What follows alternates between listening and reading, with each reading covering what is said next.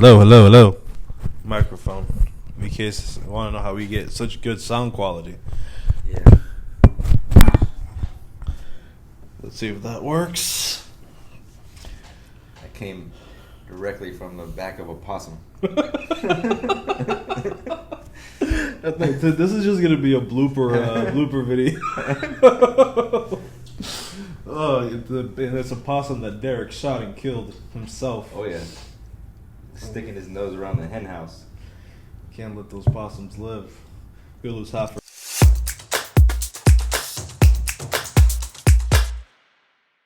going on, everybody? This is episode 4 of the Real Estate Rundown with your host Christopher Durham and Derek Neff, the property hunter. all right, so guys, today we don't have any information for you. There's no lessons. There's nothing. Right, we're just gonna talk. We're gonna talk about something that you guys may have or may not have heard about. I'm sure most of you know who Zillow is, what Zillow is, right? They're an online platform where a lot of people look and search for houses. Well, Zillow for real estate agents is a little bit different, right? A lot of real estate agents pay Zillow for leads.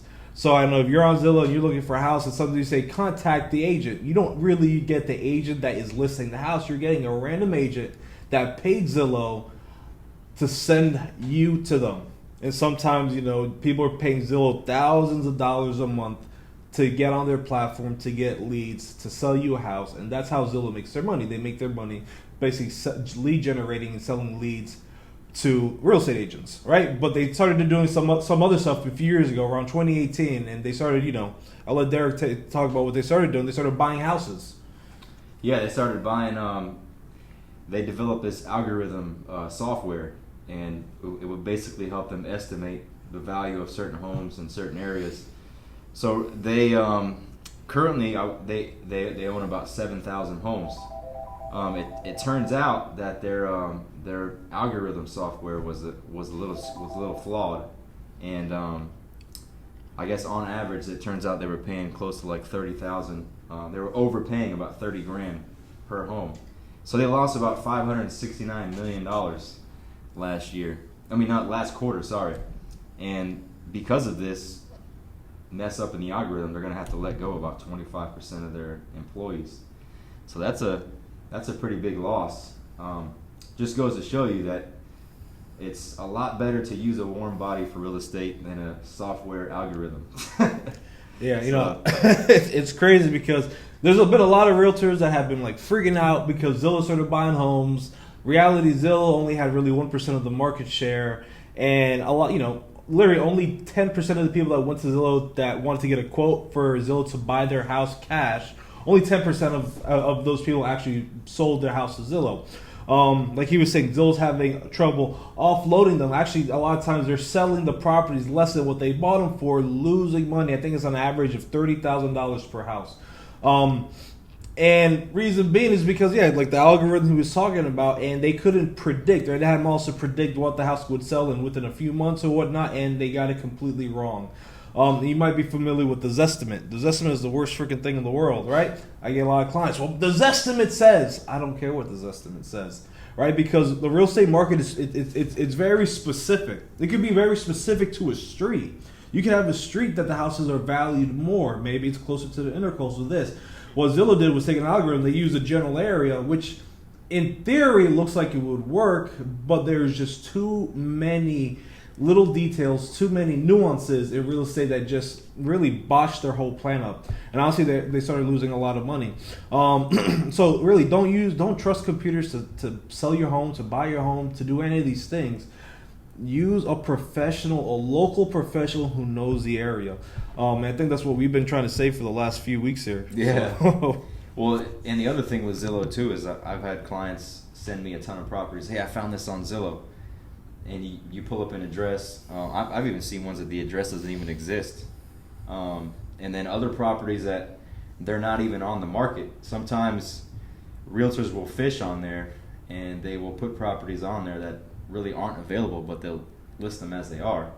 So that's why it's so much better to work with a realtor, because you can find out we're gonna send you properties that are actually available on the MLS. We're not just gonna send you, we're not just throwing an empty hook in the water. That's basically what these people are doing.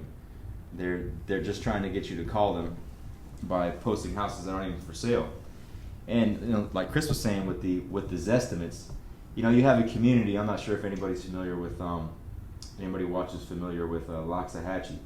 So you have homes in Loxahatchee that will start around 320, 330,000, and they can go all the way up to multi-million-dollar homes. So there is no way. I don't believe there's any way that software could adequately estimate what a home is worth in that area because of the diverse price range.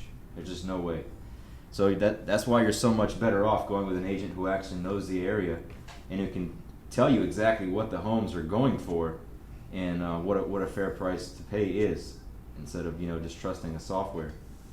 So. Yeah, absolutely. And those estimates, if you ever, as realtors, you maybe as a consumer, maybe you wouldn't notice that, but as realtors, we would notice that basically as soon as you list the house, the estimate will change to be closer to the listing price. Why? I don't know. It's because they have their system do it automatically, or they don't want to be completely wrong, but it really just shows you that the numbers they have on there are usually way off when you actually compare it to the actual market. And like Derek was saying, a lot of that information that you see on there could be outdated, right? Sometimes it's not updated. So I've had this a bunch of times, like he said, like clients are on Zillow. Usually I tell my clients, don't look on Zillow. Anything that you're going to find that's available, I will be able to send it to you, because we have access to what is available on the market. But usually how does Zillow make their money? They're going to make their money by selling leads to realtors, right? So they want as many people, consumers, you on there looking at properties to hit that call an agent now button. So people will continue and agents will continue to pay them. So remember, if something is free, usually you are the product. And that's what's happening, right? They're selling. I wouldn't say us. I don't pay for Zillow leads. Never will. Yeah, me neither. But people are paying for that. Real realtors are paying to get those Zillow leads, and you guys are basically the fish in the water. And so the more listings, the more properties they have on there, the more likely you're going to hit a button. You're probably not going to get the house that you hit on there, but you're going to get connected to a real estate agent who's going to want to sell you a house. Nothing wrong with that. We all got to eat. But that's just the business model of Zillow, Zillow.com. That is what they do. Now, I'm trying to get into the iBuyer program. iBuyers, basically, they were buying homes for cash, fixing them up, and selling them. I'll do a quick story because I had a client who they'd actually never sold their house. They were thinking about selling their house, and I was going to list it for them. And I'm going to tell you why this whole iBuyer program did not work out for Zillow. So when I did the market analysis in their house, so they live in Wellington. If you know Wellington, there's areas in Wellington are very wealthy area, depending on exactly where in Wellington that you're at. So house prices can range almost kind of just like in Loxahatchee, from the low 300s to multi-million-dollar houses. There's literally a community that has a landing strip for people in their airplanes. A lot of famous actors actually have houses out here. There's also polos. This is like equestrian area. A lot of polo. We have polo season, so a lot of people come down into the Wellington area. I think Bill Gates even owns some land. I wouldn't be surprised. So we have a lot of wealthy people, a lot of actors and celebrities that actually own property down here as well. And so he, just like any good old person want to do, they want to see what the house is worth on Zillow. Well, they decided to put their house into the iBuyer program to see what Zillow would offer them. Zillow was offering them almost $60,000 to $70,000 more than what I would be able to sell that house on the open market. Crazy. Which is why they're no longer doing this program. I had to tell them. I had to be honest with them. I'm like, listen, I'll help you buy your new house, but you can't miss this opportunity. Even with the fees that Zillow charged, they were still probably going to be paying more than what I value the house at. And to them, it would have been advantageous to do it. Might as well get the most money. If someone's going to pay cash, might as well do it. Well, that's why it's good to have an honest realtor too. Also going to have an honest realtor. I'm not here to make a quick buck, right? I'd rather take care of my clients. I said, listen, I'll take care of you in the back end and help you find the house. But if this is too good to be true, go ahead and do it. If you can make more money doing it that way, you might as well do it. But I mean, you're talking about $70K over what the market was actually saying. But you know what? Just a few blocks away, literally like less than a mile away, it was a very prestigious neighborhood. And so this algorithm would mix up all these properties, all these homes, and they would get their estimate that way, or their estimate. They never sold their house to Zillow. It would have been advantageous to Zillow, but this is the reason why the iBuyer program isn't working, and basically they're shutting it down, and they're got to lay off 25% of their employees, which is just absolutely nuts. Yeah, it's horrible. I feel bad for all those people. Yeah. I mean, I want to say it's a few thousand people I think they have to lay off.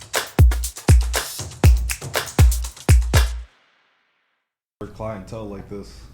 But fun fact about possums, though, they eat about I think it's anywhere from 500 to 5,000 ticks every year. Huh. So if you have a tick problem in your house, You need a possum, get a pet possum. and I suggest naming him Larry. I don't know why why we would name him Larry. So, But yeah, if you got possums around, they're not too bad. They'll eat your chicken eggs, but so then you had no reason to kill this guy then. No. So basically, you just killed him for fun. no. The rednecks, man. That's what these country folks do down here in Loxahatchee. Well, you can do a lot with a possum, though. You can make possum stew. You know, you can make. Did you make possums too? I have a family member who made a purse out of a possum. So, fun fact: the first time I ever had squirrel was at his house. Yep. Smoked and wrapped in bacon. It's actually, I'm not gonna lie, it was actually pretty good. So, if you want some good squirrel, Corn-fed squirrel. he said for every house, every deal that he closes with his clients, he's gonna cook them some squirrel. Yeah. I'll even provide shish kebab sticks.